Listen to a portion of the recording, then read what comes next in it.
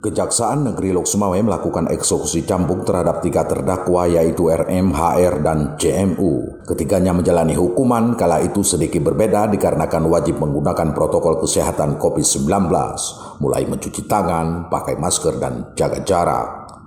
Kepala Subseksi Penuntutan Umum Kejaksaan Negeri Lok Sumawe, Muhammad Doni Sidik, mengatakan ketiga terdakwa terlebih dahulu menjalani pemeriksaan secara medis untuk memastikan imunitas tubuh tinggi agar tidak mengganggu serangkaian kegiatan di lapangan.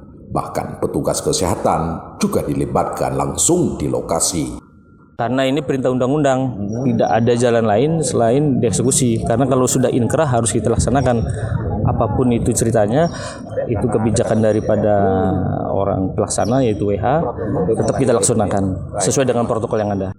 Berdasarkan data, terdakwa RM menjalani eksekusi 100 kali cambuk terkait perbuatan jarimah zina. Kemudian disusul pria HR dicambuk 14 kali terkait pelecehan seksual dan seorang gadis berinisial CMU bermasalah dengan kamar dengan cambuk 40 kali. Dari Kota Lok Sumawe, Erwin Jalaluddin melaporkan untuk KBR.